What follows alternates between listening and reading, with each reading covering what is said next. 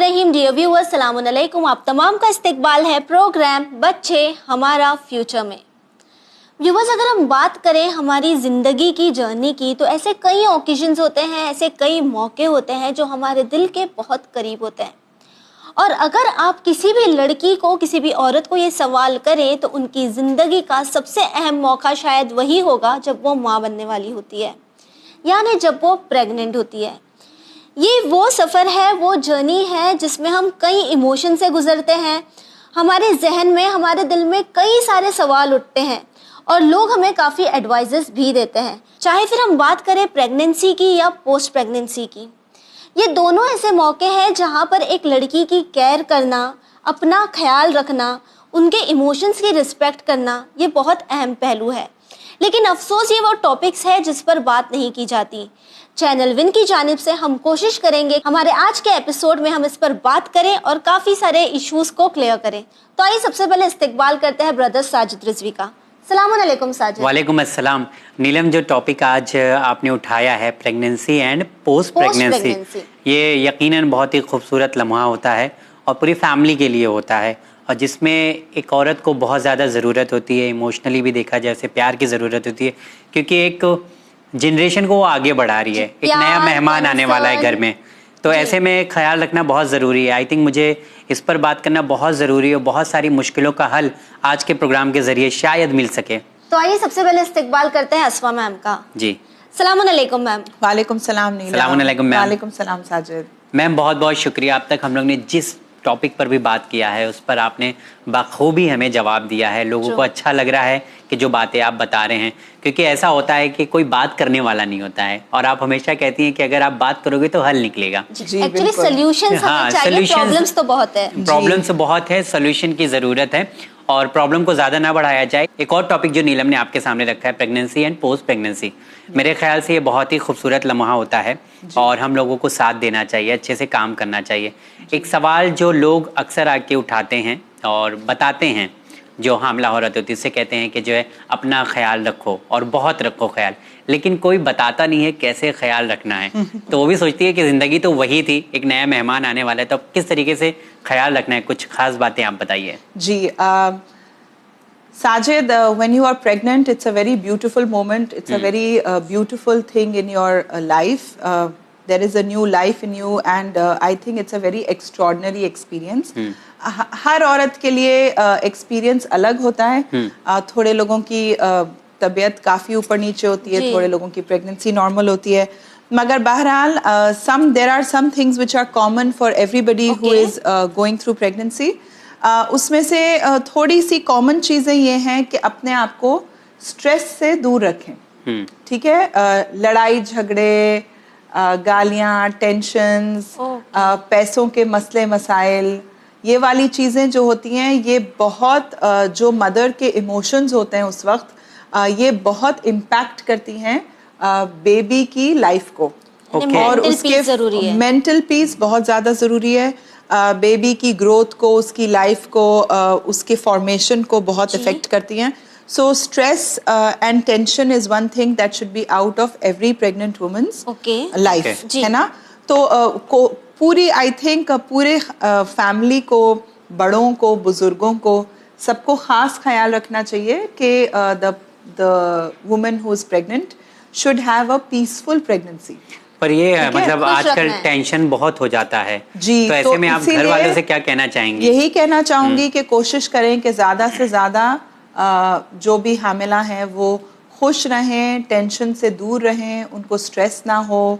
और ऐसी भी बात नहीं है कि किसी के अंदर स्ट्रेस लेने का मादा नहीं होता, लोग स्ट्रेस बर्दाश्त करते हैं काफ़ी, मगर इसका डेफिनेटली इम्पैक्ट बच्चों के ऊपर तो असर होता ही है।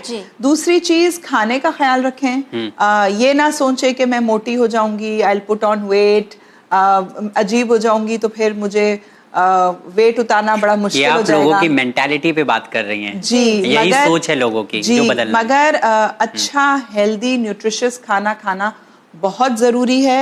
यहाँ एक और चीज का खास ख्याल रखें कि खाना न्यूट्रिशियस होना चाहिए, जंक नहीं होना चाहिए। पर जो क्रेविंग्स वगैरह होती है जी, वो क्रेविंग्स को आपको you have to make sure that you are eating a healthy balanced diet. ये तेल की चीज़ें, तेल में डूबे हुए कुलचे, बिरयानियाँ, या एक्सेस मसाले वाली चीज़ें, या फ्राइड चीज़ें बहुत ज़्यादा, या आपने जैसे फॉर एग्जांपल रफेज नहीं खाया, आप खाली फ्राइड खा रही हैं, तो इन सब चीज़ों का ख्याल रखना है कि खाना होना चाहिए, but it should be a healthy nutritious diet. अगर ज़रूरत पड़े तो यू शुड टेक सप्लीमेंट्स, क्योंकि हमारे खाने आजकल उतने न्यूट्रिशियस नहीं हैं, तो सप्लीमेंट्स लेना चाहिए, डॉक्टर का एडवाइस लें, आयरन हो चाहे कैल्शियम हो। मैं आपको अपनी बात बता रही हूँ कि एक सिंपल सी चीज़ है कि जब मैं आफ्टर माय डिलीवरी इतना ज़्यादा मेरे जोड़ों में दर्द हो गया था, और किसी ने मुझसे ये नहीं कहा कि कैल्शियम खाओ और कैल्शियम और विटामिन सी खाओ, एंड फिर मेरी बाद में किसी डॉक्टर से बात हुई तो उन्होंने कहा कि you have a deficiency of calcium and vitamin C. तो जब आप फोलिक एसिड, ये तो खैर डॉक्टर्स देते हैं, folic acid, iron, calcium, vitamin C, vitamin पूरे आपके, तो ये भी सप्लीमेंट्स में डॉक्टर से पूछ के उनका राय मशवरा लेके, it is very important that you supplement your diet and you eat a healthy nutritious diet।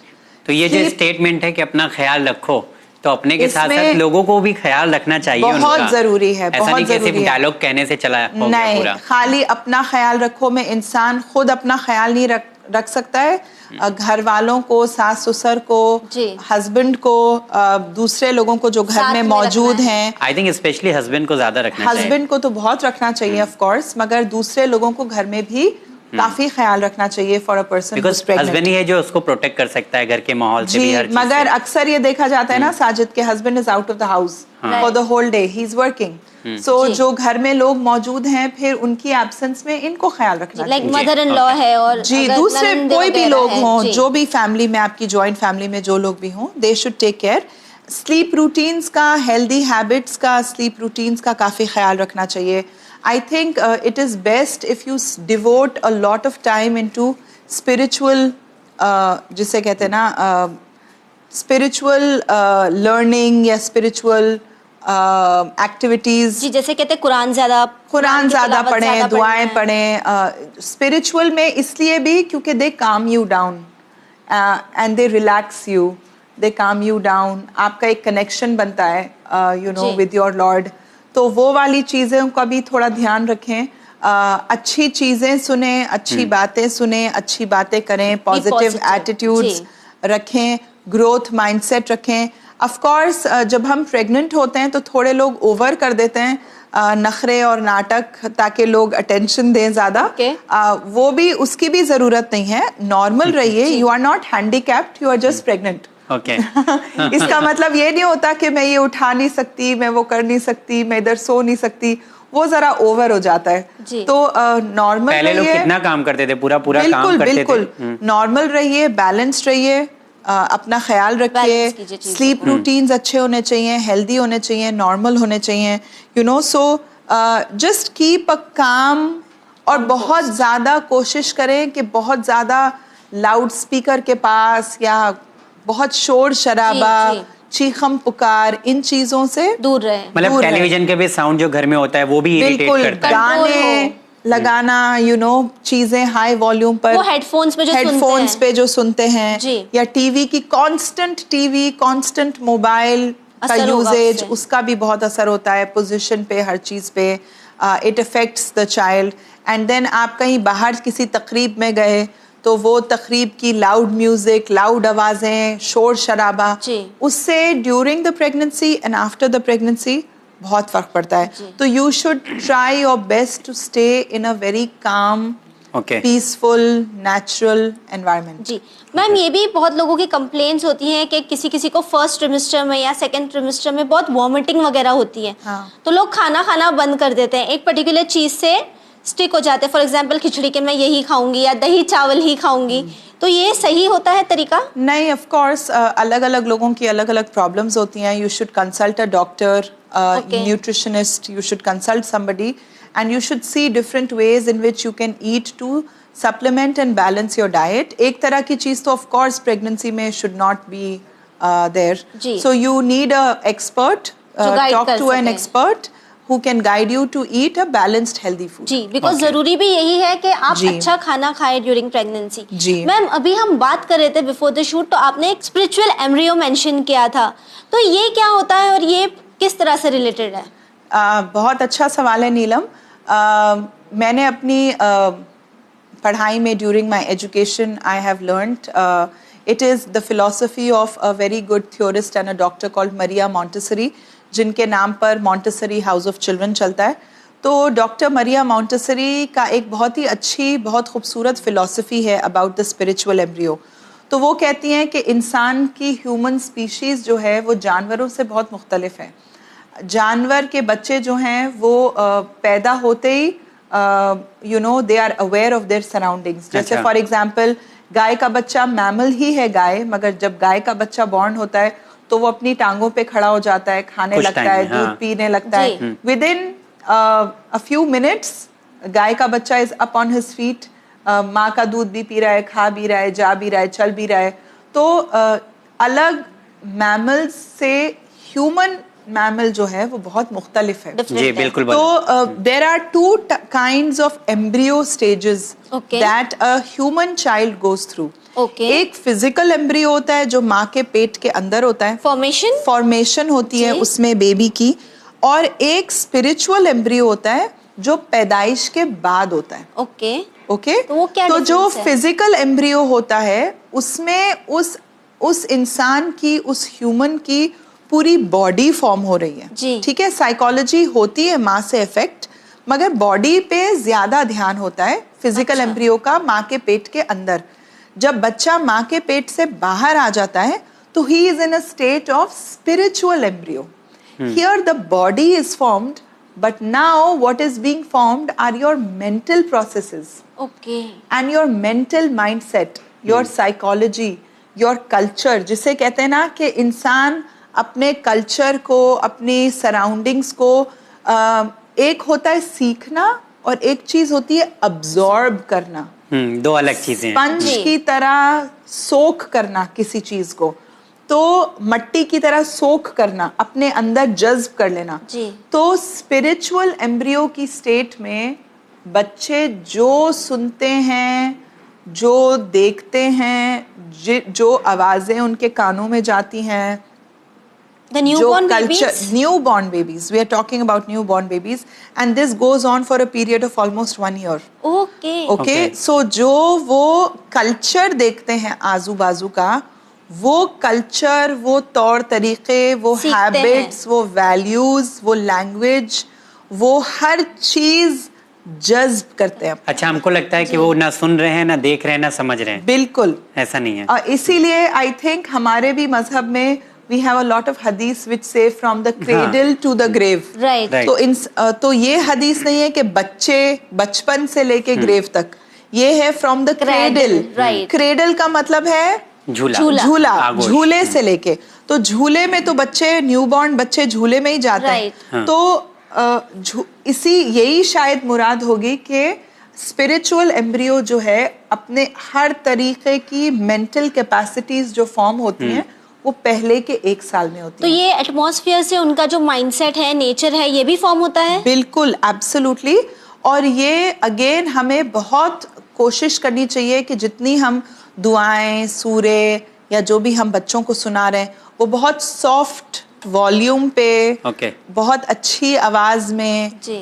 Very peaceful, Soothing. Soothing, जी। A calm atmosphere for the child till he is 1 year old। मैं बिल्कुल favour में नहीं हूँ बच्चों, छोटे छोटे बच्चों को ट्रैवल करने के लिए, छोटे छोटे न्यूबॉर्न फ्यू मंथ्स ओल्ड बच्चों को लेके जगहों में जाने के लिए, उनका रूटीन डिस्टर्ब करने के लिए, या उनको उनके टाइमिंग्स चेंज अब तो ऐसा होने है के कि लिए। थिएटर भी लेके चले जाते हैं न्यूबॉर्न नहीं, बेबी ओ माय को। गॉड, मुझे तो हर खौफ आता कल्चर में है, देखा गया है। मुझे newborn खौफ आता baby है को। देख के थिएटर का साउंड देखिए कि छोटे छोटे बच्चों को आप थिएटर लेकर जाते हैं, दैट इज बियॉन्ड मी। ये भी मैं कहते हैं समझ कि ही नहीं सकती। बहुत सारे लोग ये भी कहते हैं कि बच्चे आवाज से यूज टू होना चाहिए, नहीं तो आदतें फॉर्म हो जाती है, फिर ये सोएंगे ही नहीं आवाज होगी नहीं, तो। नहीं, आई थिंक 1 साल तक बहुत क्रिटिकल पीरियड होता है। आप अपने बच्चों की मेंटल फैकल्टीज को डेवलप, नर्चर कर रहे हैं उस टाइम में। And you should also understand कि जितने भी सेंसेस होते हैं, साजिद, आपके कान है, आंख है, स्पेशली कान है, आंख है, आपकी स्किन है. The largest sense organ in your body is your skin. तो it absorbs things from the environment. And जब हम बहुत ज़्यादा sensory sensorial input देते हैं बच्चों को, जैसे आवाज़ें भी हैं, शोर भी है, गाने भी चल रहे हैं, या गाने ना कहूँ मैं, आवाज़ें हैं, लाइट्स हैं, कलर्स हैं, और बहुत सारे लोग छू रहे हैं जैसे बच्चों को. तो all these things become sensorial overload for the child. Process करने वक्त वो प्रोसेस करने का बच्चों को टाइम नहीं मिलता और बच्चे चिड़चिड़े हो जाते हैं.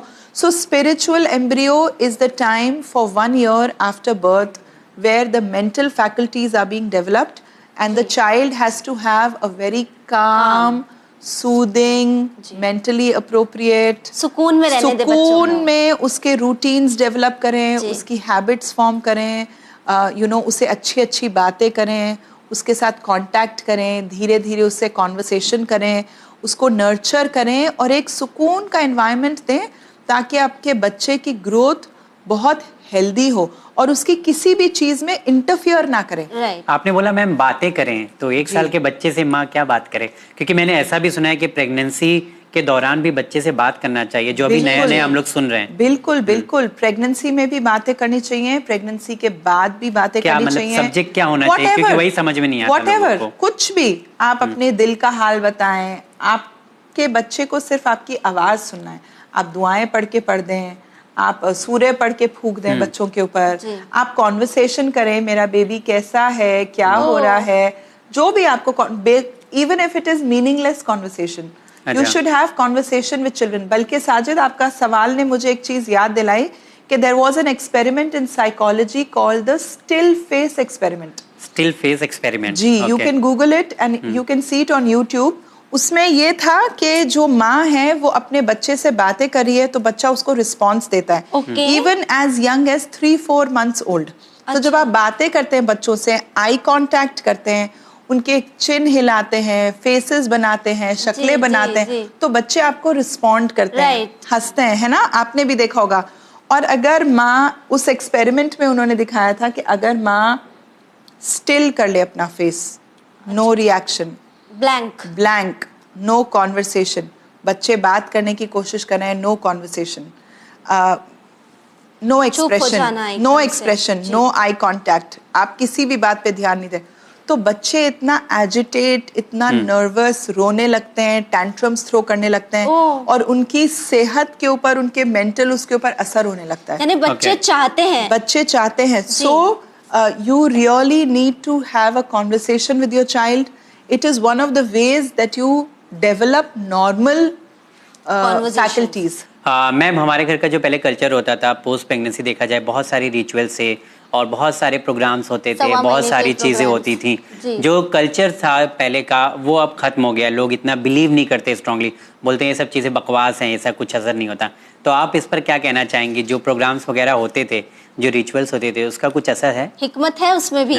कुछ लॉजिक, जैसा कि आप हमेशा लॉजिक बात करती हैं, बोलिए.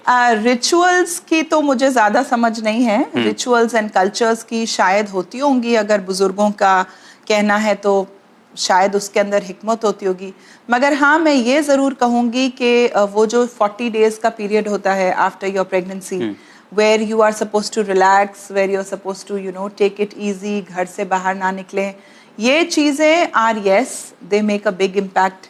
आपको अपनी कमर का ध्यान रखना, पंजीरी जैसी चीज़ें खाना, नट्स खाना, at least for 40 days, at least for minimum for 40 days तो करना ही चाहिए, क्योंकि that it takes that much time for your body to heal. Because आजकल डिफिकल्ट है कि 40 दिन घर में बैठना. और जी, मगर फिर भी I mean even for me, I left the house very early, but उसके रेपरकशंस हमको बाद में जिंदगी में फेस करना पड़ता है. तो आई थिंक ये जो चीज़ें हैं 40 days वाली, इसमें हिकमत है, क्योंकि उतना टाइम लगता है बॉडी को हील करने के लिए, to come back to its normal form. फिर आपको बड़े बुजुर्ग खाने के लिए देते थे, जैसे जो पानी पीने के लिए देते थे, जीरे का पानी या पुदीने का पानी, अजवाइन का पानी, ये वाली चीज़ें भी of course they are good for you. ये आप अपने क्लाइमेट के हिसाब से, जगह के हिसाब से, मौसम के हिसाब से बुजुर्गों से पूछ के इनका इस्तेमाल करें। मगर सूप्स वगैरह, but yes your diet and nutrition and your health, and I think मैं अपने व्यूअर्स से कहना चाहूँगी कि प्लीज़ मेरी दरख्वास्त है for the normal and healthy development and growth for your children, 1 साल तक बहुत एहतियात करें, अपने बच्चों को ज़्यादा एक्सपोज ना करें बाहर, उनको सेंसोरियल ओवरलोड ना करें, उनको कम से कम उनका एक रूटीन डेवलप करें जिसमें उनकी बॉडी जो है एक रिदम में, एक रूटीन में आए।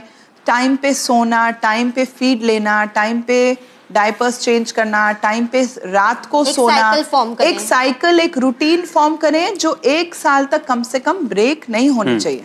नीलम, हैविंग अ रूटीन, शायद मैंने ये पहले भी जिक्र किया था, having a routine gives a sense of security to the child. वो एक ट्रस्ट और सिक्योरिटी फॉर्म होती है बच्चे के अंदर, क्योंकि उसको मालूम है कि भूख का टाइम हुआ है तो दूध मिलेगा, अच्छा, नींद आ रही है तो सोने को मिलेगा, सो अगर मैं ये मेरे नहाने का टाइम है तो बच्चे यूज्ड टू हो जाते हैं एक रूटीन से, and they have a sense of security, a sense of comfort कि हाँ चीजें इसी तरह होंगी जो मेरा पैटर्न है। They have different cues also, like जब भूख लगी, जब सोना है। जी, तो जब बच्चों का एक रूटीन फॉर्म हो जाता है तो उसे किसी भी चीज के लिए बहुत कोशिश करनी चाहिए कि उनके रूटीन्स जो हैं वो ब्रेक ना हो। चाहे मेहमान आए, चाहे शादियां हो, चाहे कुछ भी हो, कोशिश करनी चाहिए जहां तक हो सके बच्चों के रूटीन्स डिस्टर्ब ना हो। क्योंकि जब बच्चे शादियों में, इवेंट्स में, फंक्शंस में या दावतों में आप लेके जाते हैं और बच्चों के रूटीन्स ब्रेक होते हैं, तब वो आपको सताते हैं, रोते हैं, क्रैंकी होते हैं, टैंट्रम्स थ्रो करते हैं। लोगों को लगता है नजर लग गई है, शायद इसलिए नहीं क्योंकि उनको नजर लगती है, लग भी सकती है, मगर खैर इसलिए नहीं क्योंकि वो सता रहे हैं या आपको परेशान कर रहे हैं या आप एंजॉय नहीं कर सकती। एक रीजन आपने बताया, there is a reason, it is because you have broken and disturbed their pattern। जी, ये तो मैम हमारे साथ भी होता है, ताकि अगर हमारा भी पैटर्न डिस्टर्ब हो जाए तो हम भी थोड़े क्रैंकी हो जाते हैं, हमारा सर दर्द होने लगता है, तो बच्चों का भी इसी तरह ख्याल रखना है। बिल्कुल बिल्कुल, और 1 साल तक तो खास तौर से ख्याल रखना चाहिए। साजिद, जिस तरह हम बात कर रहे हैं पोस्ट प्रेगनेंसी की, और हमने अभी तक मदर्स की बात की है, लेकिन ये जो पूरा प्रोसेस होता है ये बच्चों के लिए भी एक ट्रॉमेटिक प्रोसेस होता है, ताकि इससे पहले वो पानी में होते हैं, अब वो हवा में है, जो उनकी ब्रीथिंग वगैरह है अब वो लंग से ब्रीथ कर रहे हैं। अचानक आफ्टर डिलीवरी, जी आफ्टर डिलीवरी अचानक से अब वो दुनिया में आ गए हैं, उन्हें बहुत सारी आवाजें सुनाई दे रही है, नए नए फेसेस दिखाई दे रहे हैं, माहौल उनके लिए नया है। तो ऐसी सिचुएशन में बच्चे को किस तरह कंफर्ट करें या उनकी साइकोलॉजी कैसे समझें? बिल्कुल Neelam, delivery, the whole natural process of delivery is a little traumatic for the child, and मैं यहाँ पर ये मौका लेती हूँ ये बात बोलने के लिए कि शायद गायनेकोलॉजिस्ट और ऑब्स्टेटिशियंस मुझे चेस करें, मगर avoid caesarean as much as possible.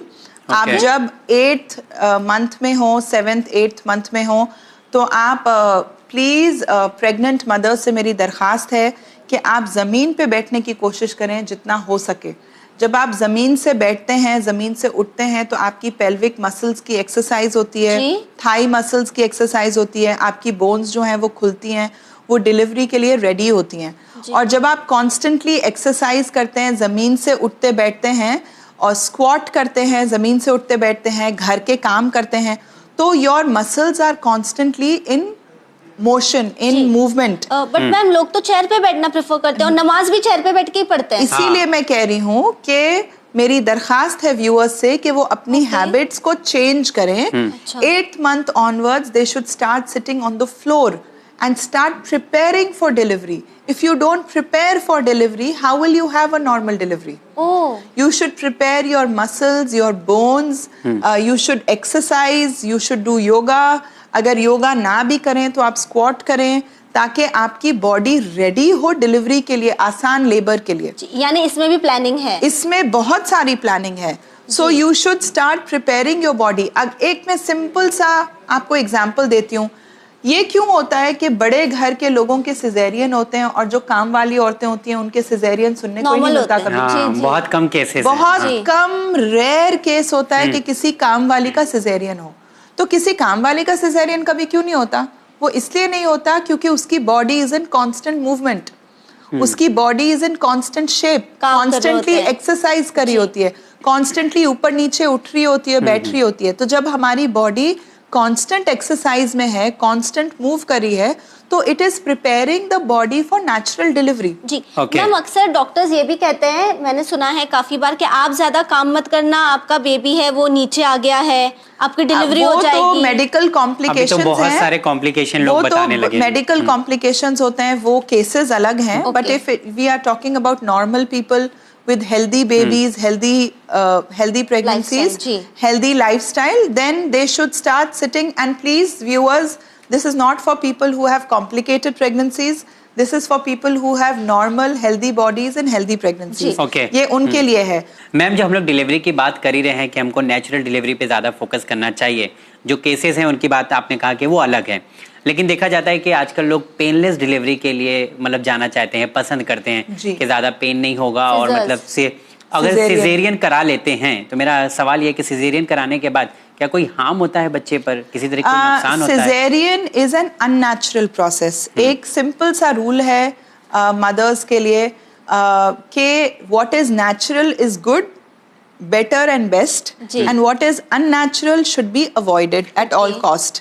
तो इसी आपके सवाल का आसान से जवाब ये है कि हर चीज का थंब रूल ये है कि जो नेचुरल है वो बेस्ट है, जो अननेचुरल है वो सही नहीं है। जो हम फूड में भी देखते हैं, जो हम हर चीज में, आप दुनिया की हर चीज में ये लॉजिक अप्लाई कर लें, इट विल ऑलवेज वर्क।